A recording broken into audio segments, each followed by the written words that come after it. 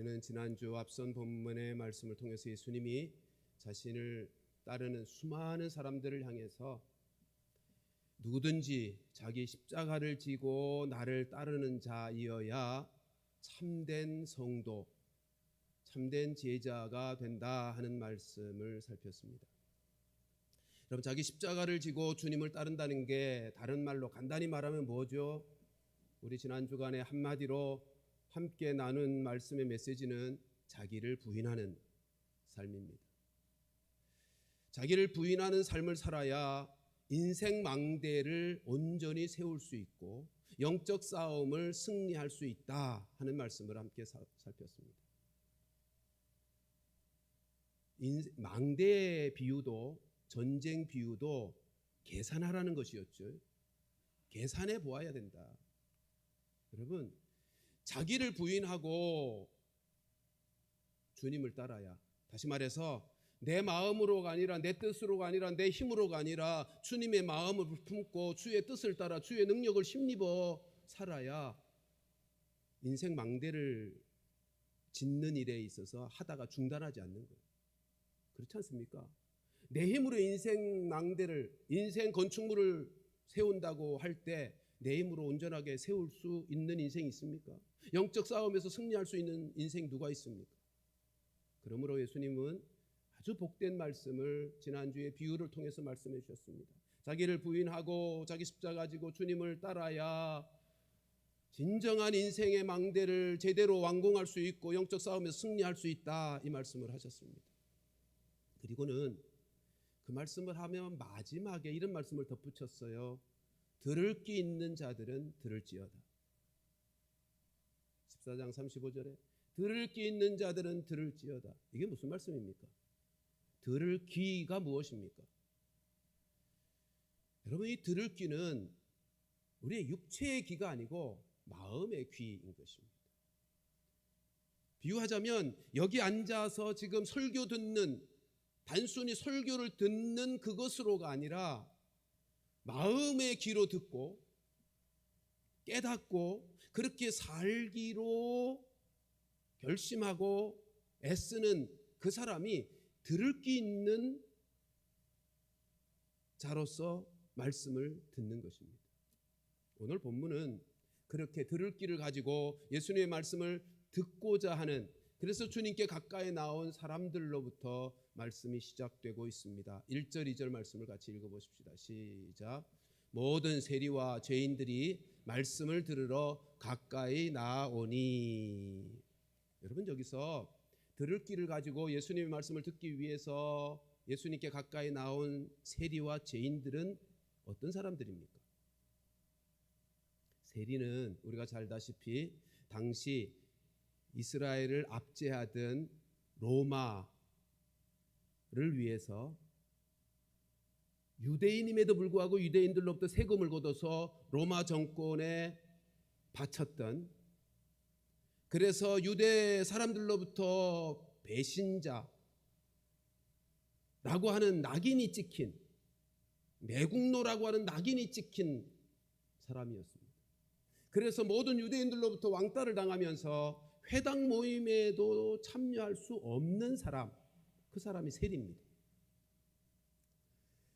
그리고 여기 죄인들이란 당시에 가난하고 병들고 장애를 가지고 또 유대인들이 혐오하는 직업을 가진 창기, 이와 같은 사람들. 그럼 왜 이런 사람들을 죄인이라고 했냐면 하나님의 율법을 범함으로 저주를 받은 사람들이라고 생각했거든요. 하나님의 율법을 범해서 가난해졌고 병들었고 저주받아 장애를 가졌고 혐오스러운 직업을 가지고 살 수밖에 없는 인생이 되었다고 생각해서, 여러분, 그 사람들은 유대 사회에서 죄인 취급했습니다. 그러니까 이 세리와 죄인들은 회당 모임에 참여할 수가 없었어요. 그 말은 무슨 말이죠? 유대인임에도 불구하고 하나님을 함께 예배할 수도 없었고 말씀을 배울 수, 율법을 배울 수도 없는 사람들이었다는 거예요. 그러니 그들은 영적으로 얼마나 소외감을 느꼈겠습니까? 그리고 얼마나 영적으로 가난한 심령의 사람들이었겠습니까? 그러니까 예수님께서 하나님 나라의 복음을 전하고 참된 그리스도인 하나님의 백성된 삶을 가르침에 있어서 이 말씀을 듣고자 했던 사람들은 당시의 종교 지도자, 사람들로부터 존경받던 바리새인과 서기관 그들이 아니고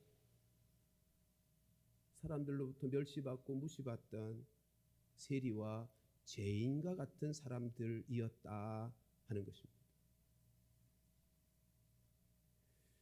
여러분이 죄인과 세리와 죄인들이 예수님께 와서 복음을 듣고 말씀을 듣고 있는 이들의 모습, 예수님이 그들을 환영했어요.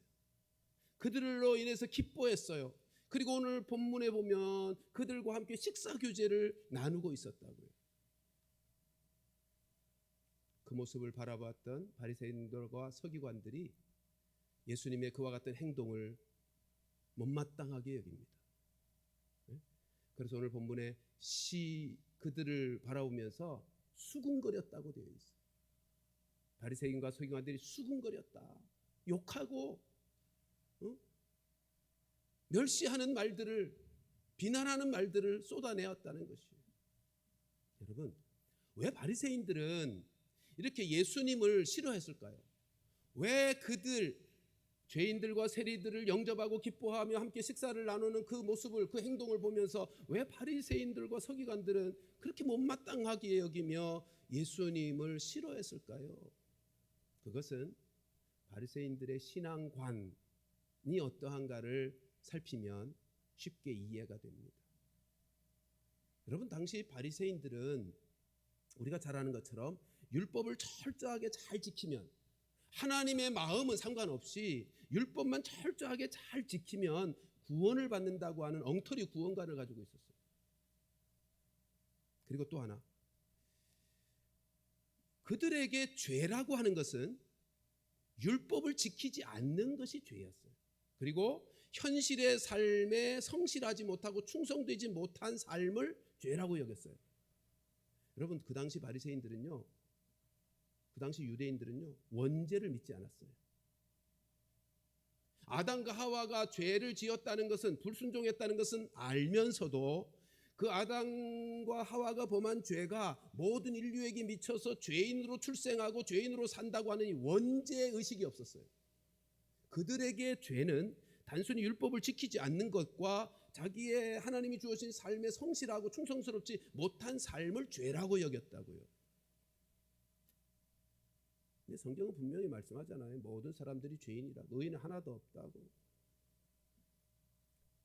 그리고 이 당시 바리새인들은 인과응보의 교리를 가지고 있었습니다. 율법을 잘 지키면 복을 받고 율법을 어기며 살면 저주를 받는다. 그래서 아까 말씀드린 것처럼 가난해진 이유, 병들은 이유, 장애를 갖게 된 이유, 혐오할 수밖에 없는 직업을 가지고 살아가는 이유가 율법을 지키지 않아서 하나님 앞에 저주받아서 그렇게 된 거라고 생각하는 거예요. 그러니까 바리새인들은요, 철저하게 그 사람들과 자기를 구분했습니다. 그리고 그런 사람들을 멸시하고 무시했습니다. 그런데 어느 날 예수라고 하는 젊은 랍비가 나타나더니 자기들이 믿고 가르치는 율법의 규례들을 위반하며 살더라는 거예요. 네? 위반할 뿐만 아니라 더 나아가서 자기들이 가지고 있는 그 신앙관을 어기는, 신앙관을 무너뜨릴 수 있는 위험천만한 행동들을 하고 가르침을 하고 있더라는 거죠. 그러니까 그 예수님을 도무지 용납할 수가 없는 거예요.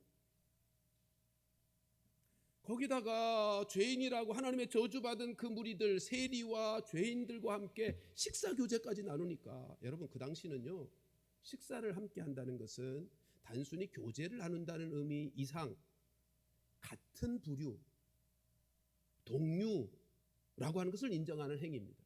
네? 식사를 같이 한다는 건 우린 똑같은 부류야, 그런 것을 의미하는 행동이라고. 그러니까 정통적인 유대인으로서 이 바리새인들이요, 이 세리와 죄인들과는 철저하게 구별하며 살아왔는데, 예수님이 정통적인 유대인이잖아요. 다윗의 자손이니까. 거기다가 예수님은 당시에 아주 유명세를 타고 있는 랍비 아니었습니까? 그 예수님이 죄인들과 함께 어울리고 그들과 식탁 교제까지 나누는 것을 보니 그 행동이야말로 바리새인들의 사회적 권위를 실추시키는 것이고 자기들이 믿는 신앙관을 흔들어 놓는 위험천만한 일이어서 도무지 예수님의 행동을, 그의 가르침을 이해할 수도 없고 용납할 수도 없었던 것이에요. 그래서 수군거리는 것입니다. 그래서 모여서 지금 수군거리며 비난하는 것입니다. 여러분 2절 말씀 잘 보면 두 번째 줄에, 화면에 두 번째 줄에 이런 표현이 있죠. 이 사람이. 원문의 단어는요, 이 인간이 혹은 이놈이라고 번역될 수 있는 표현이에요. 그러니까 아주 경멸하는, 적대감을 가진 표현이라고요. 이 인간이 죄인을 영접하고 음식을 같이 먹는다, 그렇게 수군거렸어요. 그러니까 이 말씀을 보면 그 바리새인, 당시의 바리새인과 서기관들이 예수님에 대해서 얼마나 적대감을 가지고 있었는지를 알 수 있습니다. 자, 그런데 예수님은 어떻게 반응하시죠? 예? 예수님은 어떻게 반응하시는 거예요? 오늘 본문에 보면 예수님은 자기를 늘 대적하고 비난하고 멸시하고 자기를 향해서 분노하는 그들이지만 그들을 결코 포기하지 않습니다. 그들을 내치지 않습니다. 그들의 잘못된 생각을 바로잡기 위해서 포기하지 않고 끈질기게 그들에게 하나님의 말씀을 가르치며, 오늘 본문에서도 비유의 말씀을 가르치며 그들을 하나님에게로 돌아오도록 애를 쓰고 계시는 주님의 모습을 보는 것입니다. 왜요? 그들도 하나님의 잃어버린 양이기 때문이죠. 예수님에게는 그들도 하나님의 잃어버린 양이기 때문입니다. 지금 예수님께 가까이 나오는 죄인과 세리들, 그들도 하나님의 잃어버린 양이었기에 그들도 환영하며 기뻐하며 그들과 식사교제를 나누었을 뿐만 아니라 자기를 대적하며 자기를 모욕하고 있는 그들 역시도 하나님의 잃어버린 양이었기에 끝까지 포기하지 않고 그들에게 돌아오고 다시 하나님께로 돌이키게 하기 위해서 말씀을 쉼없이 그들을 향해서 또 말씀하고 또 말씀하고 있는 것입니다. 사랑하는 성도 여러분, 우리들의 신앙생활에도 마찬가지죠. 우리도 복음을 전하다 보면 꼭 바리새인들과 같이 반응하는 사람들이 있게 마련이죠. 복음을 반대하고 비난하고 말꼬리 잡고 싸우자고 하고. 여러분, 그렇게 되면 마음이 힘들어지죠. 마음의 힘을 잃어버리게 되죠. 그러나 여러분, 오늘 본문의 주님의 모습을 우리가 배워야 합니다. 우리가 때때로 그것 때문에 마음이 상하기도 하고 마음의 힘을 잃어버리기도 할 수 있지만, 그러나 그때에 우리는 주님의 도움을 구하면서 다시 이 사역을 주님처럼 감당해야 할 것입니다. 그 주님께 도움을 구해야죠. 왜요?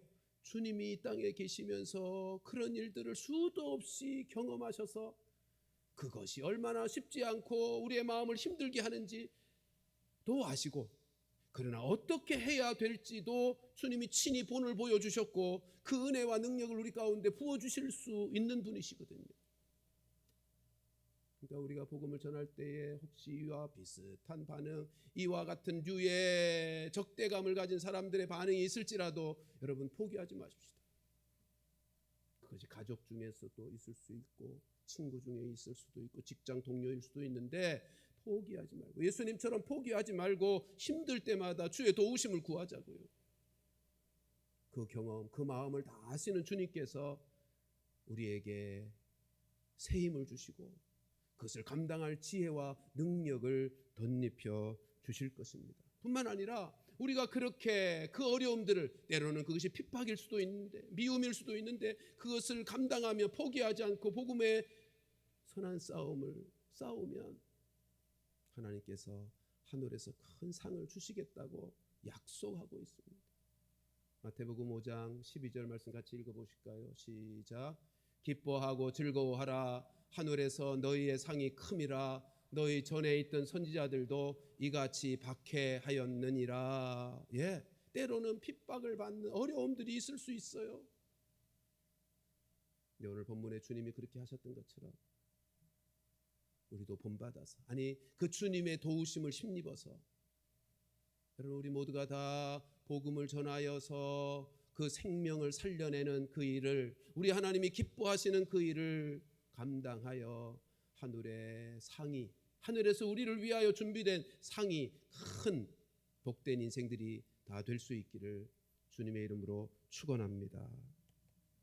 여러분 수군거리고 있는 그 바리새인들에게 예수님께서 오늘 누가복음 15장은 세 가지 비유의 말씀을 해 주시죠. 뭐 내용이 거의 비슷비슷하지만 강조점이 조금씩 달라요. 그래서 오늘은 그 첫 번째 비유를 함께 살피려고 합니다. 우리 3절부터 6절 말씀까지 넉절의 말씀인데 같이 한 목소리로 같이 읽어보십시다. 시작. 예수께서 그들에게 이 비유로 이르시되 너희 중에 어떤 사람이 양 100마리가 있는데 그 중에 하나를 잃으면 99마리를 들에 두고 그 잃은 것을 찾아내기까지 찾아다니지 아니하겠느냐. 또 찾아낸즉 즐거워 어깨에 메고 집에 와서 그 벗과 이웃을 불러 모으고 말하되 나와 함께 즐기자. 나의 잃은 양을 찾아내었노라 하리라. 아멘. 여기 잃어버린 양, 이 말씀은요, 잃어버린 양을 목자가 어떻게 찾아내는가를 주목하라 하시는 말씀입니다. 이 비유는 잃어버린 양에 대하여 목자가 어떤 심정으로 어떻게 찾아내는가를 주목해라 하시는 말씀입니다. 양을 키우는 사람들이요, 한결같이 똑같이 하는 말은 양은 길을 잃으면 절대로 스스로 집으로 돌아올 수 없는 짐승이랍니다. 그럴 능력도 없어요. 스스로는 집에 못 들어오는 거예요. 거기다가 양은 길을 잃어버리고 나면 늘 그 왜 그러는지 가장 위험한 곳에 가서 울고 있어요. 유대 땅은 특별히 낭떠러지기 많은 지형이잖아요. 낭떠러지기 같은 아주 위험천만한 곳에 가 있는 거예요. 그래서 목자가 양을 잃어버리면 가장 먼저 그 지경에서 가장 위험한 곳을 찾아가 보면 대부분 그 양이 거기 가서 울고 있는 것을 발견한다고 합니다. 그러니까 양은, 잃어버린 양은요, 목자가 찾아 나서서 데려오지 않는 한은 방법이 없는 거예요. 살 길이 없는 거예요. 목자가 찾아 나서서 데려오지 않으면 그 양은 다른 짐승에게 잡아먹히든지 아니면 낭떠러지에 떨어져 죽게 되는 거예요. 그래서 목자는 양을 찾을 때 찾기까지 찾는 거예요. 찾기까지 찾는 거예요. 오늘 본문 읽으면서 여러 성도들이 이런 질문을 하곤 합니다. 아니, 한 마리도 중요하지만 99마리는 아니 왜 들에 두고 한 마리 찾자고 떠나셨는가? 네? 99, 숫자로 말하면 99마리가 더 중요하잖아요. 여러분, 그러나 그런 걱정은 붙들어 매세요. 양을 100마리를 돌보고 있다면 거기는 목자 한 사람만이 아니라 동료 목자가 있게 마련이에요. 목동이 함께 있다고요. 혹시 없더라도 주변에 함께 양을 치는 다른 목자에게 돌봄을 부탁하지 않았겠어요? 그러니까 대책을 세워놓고 잃은 양 한 마리를 찾아 나선 거예요. 제가 이렇게 왜 이렇게 확신 있게 말씀드릴 수 있느냐 하면요, 5절 6절 보세요. 이 목자가 잃은 양 찾아와서 어디로 갑니까? 5절 6절 한번 다시 읽어보십시다. 시작. 또 찾아낸 즉 즐거이 어깨에 메고 집에 와서, 집에 와서. 그러니까 목자가 이런 양 한 마리를 찾았어요. 어디로 갔어요? 들에 내버려둔 99마리가 있는 들로 가지 않고 집으로 왔다. 그건 무슨 말이에요? 99마리는 다 이미 집으로 돌아온 것을 알고 있는, 대책을 다 세워 놓았던 거예요. 여러분, 이 목자에게는, 오늘 본문의 비유에서 이 목자에게는 이 한 마리 양도 너무너무 소중한 거죠. 100분의 1의 양이 아니고 이 한 마리 양도 이 목자에게는 전부인 거예요. 그러니까 그 생명의 위험을 목자도 느낄 수밖에 없는 위험천만한 그 자리까지 찾아가서 양을 찾아오게 되는 것입니다. 오늘 본문에 소개되는 이 목자는, 한 마리 잃어버린 양을 찾는 이 목자의 마음은 어쩌면 우리가 쉽게 이해하려면 자식을 잃어버린 부모를 생각하면 좋을 거예요. 때때로 자녀들과 함께, 어린 자녀들과 함께 놀이동산에 놀러 갔다가 아이를 잃어버린 경우가 있을 수 있죠.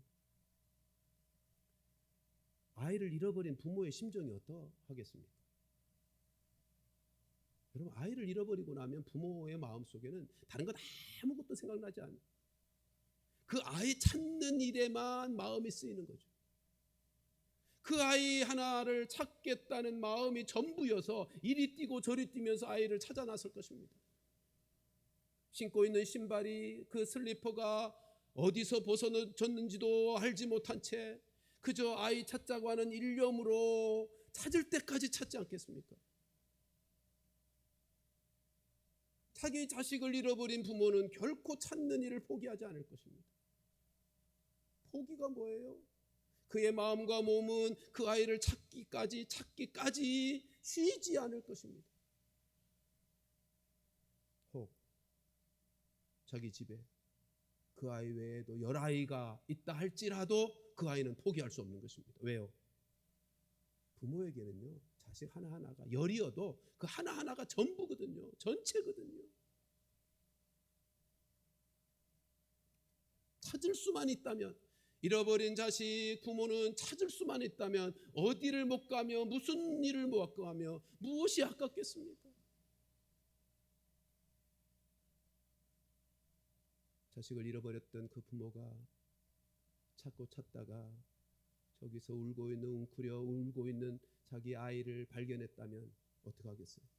달려가서 끌어안고 얼마나 기뻐하겠어요? 천하를 얻은 것보다 더 기뻐하지 않겠어요?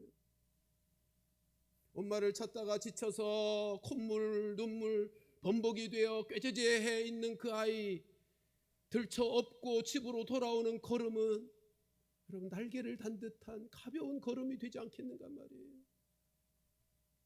세상의 그 기쁨보다 비교할 수 있는, 그것과 대조할 수 있는 기쁨이 세상에 또 어디에 있겠어요?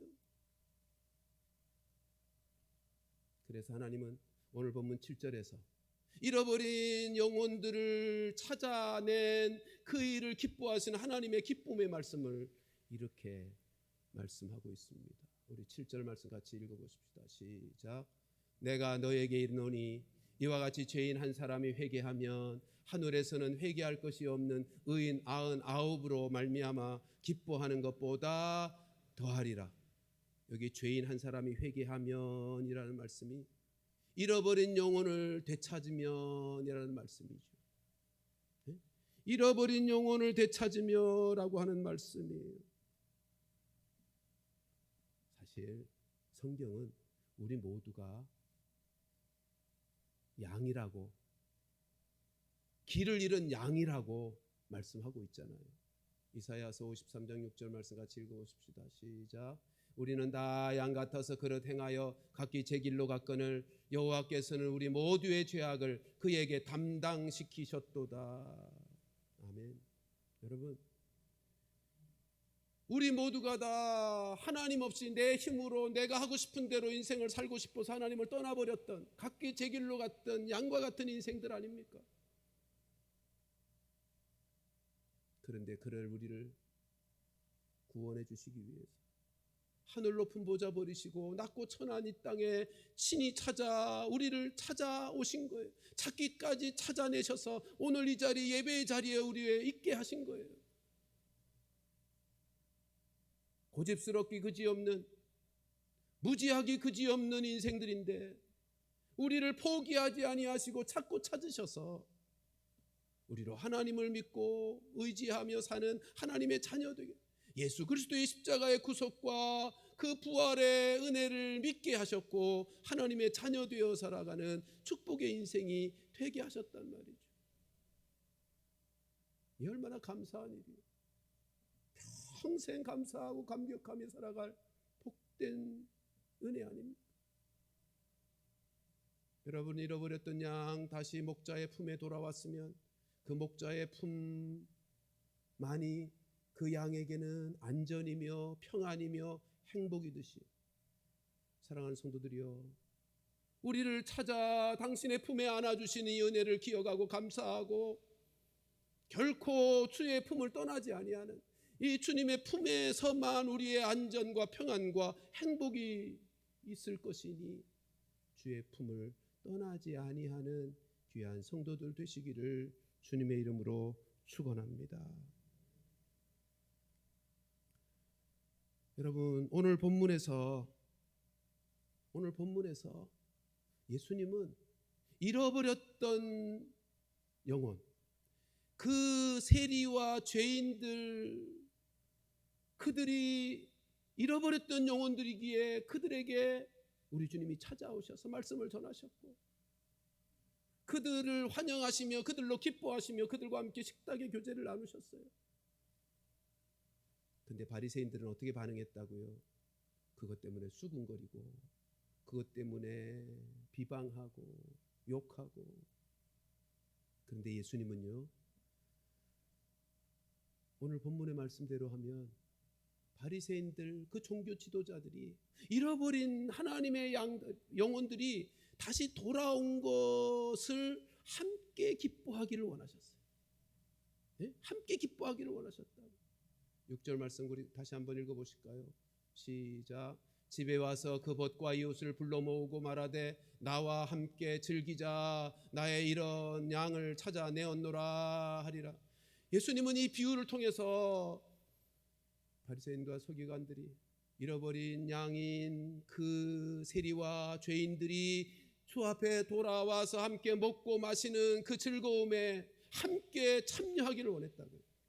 거기다가 자기를 대적하고 있는 그 바리새인들, 서기관들, 그들 역시도 잃어버린 양이었기에 그들을 포기하지 않으시고 그들도 잃어버린 그 자리에서 다시 하나님께로, 아버지께로 돌아오도록 하나님이 얼마나 간절히 그들을 기다리고 찾고 있는지를 비유를 통해서 지금 말씀해 주고 계신 것입니다.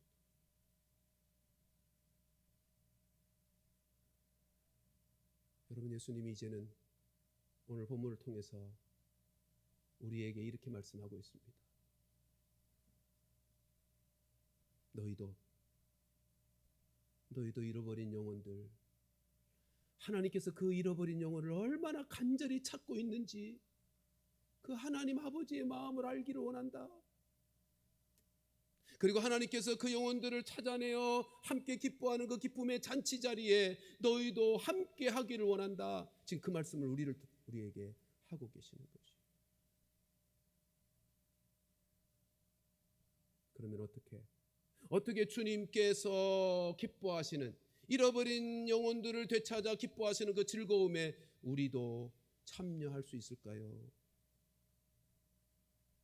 오늘 이 시간 이 말씀 들으면서 성령께서 우리로 생각나게 하시는 영혼들을 있죠. 그분이 사랑하는 가장 가까이 사는 나의 남편일 수 있고 자녀일 수 있고 가족들일 수 있죠. 나의 직장 동료들일 수 있고 동네에서 함께 늘 사귀며 관계하는 이웃들일 수 있죠. 주님 오늘 본문을 통해서 우리에게 이렇게 말씀하신 겁니다. 야, 이제는 네가 나 대신 그 잃어버린 양들을, 잃어버린 영혼들을 하나님께로 인도해야 되지 않겠니? 그렇게 해줄 수 없겠니?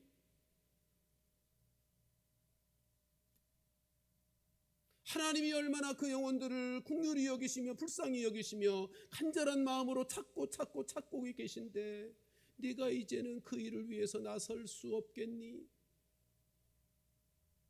그리고 너도 내가 기뻐하는 그 일, 그 잃어버린 영혼들 하나라도 찾아내어 기뻐하는 그 잔치에 너도 함께 참여하면, 그 즐거움을 함께 누릴 수 있으면 얼마나 좋겠니? 지금 그 말씀을 우리에게 하고 계신 것입니다.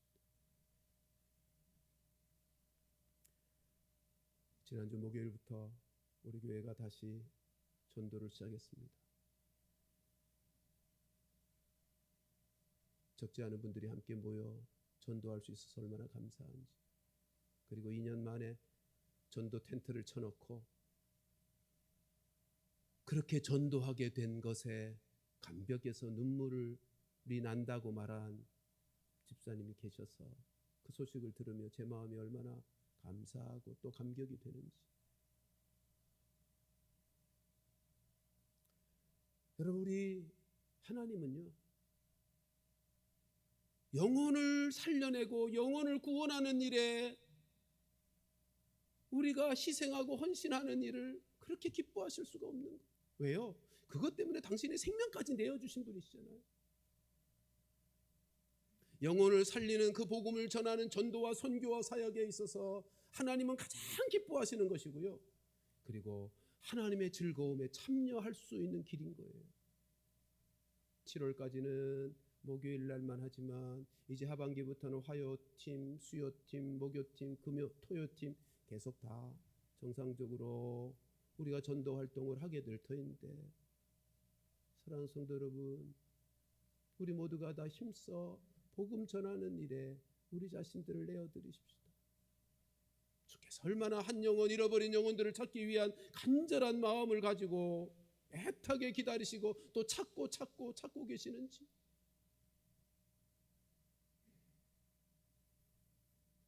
우리가 하나님이 가장 기뻐하시는 그 일을 감당하게 되면 하나님이 우리의 일을 대신해서 해 주실 것입니다.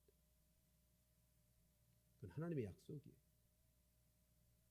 우리가 하나님이 가장 기뻐하시는 그 일에 우리의 시간과 물질과 삶을 내어드리면 하나님께서 우리의 삶의 모든 영역에 더하여 주시는 은혜와 축복을 허락하신다고요. 여러분, 내가 하는 것보다 하나님이 해주시는 게 얼마나 온전하며 풍성하며 놀라운 축복이 되겠습니까?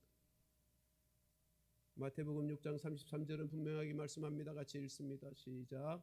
그런즉 너희는 먼저 그의 나라와 그의 의를 구하라. 그리하면 이 모든 것을 너희에게 더하시리라. 여러분, 하나님의 분명한 약속. 구약 성경에서는 한 영혼을 주께로 돌이키는 일, 옳은 대로 돌이키게 하는 그 사람은 하늘의 별과 같이 영원토록 빛나게 하신다고 약속도 하십니다. 어려운 때이죠. 힘든 때이죠. 그럴수록 하나님이 우리의 삶 속에 그 모든 것을 더하게 하시는 은혜와 축복의 길이 열리도록 우리 영혼 구원을 위해서 기도하고 사랑으로 섬기고 함께 참여하여 잃어버린 영혼들을 찾는 일에 나서야 하지 않겠습니까? 그것이 이 어렵고 힘든 마지막 세대를 살아가면서 우리의 인생길이 열리는, 우리의 삶의 축복을 보는, 하나님이 모든 것을 더하게 하시는 은혜의 삶을 사는 비결이고 열쇠입니다. 우리 모두 하나님이 얼마나 한 영혼, 잃어버린 한 영혼을 간절히 찾는 분이신지를 기억하고 우리가 그 아버지의 하나님의 마음을 품고, 그리고 주님이 가장 기뻐하시는 그 잔치자리, 하늘의 잔치자리에 그 주님의 즐거움의 자리, 그 영혼을 구원하여 주님이 기뻐하시는 그 기쁨을 우리 모두가 늘 함께 누리며 살아가는 귀한 성도들 될 수 있기를 주님의 이름으로 축원합니다. 기도하십시다.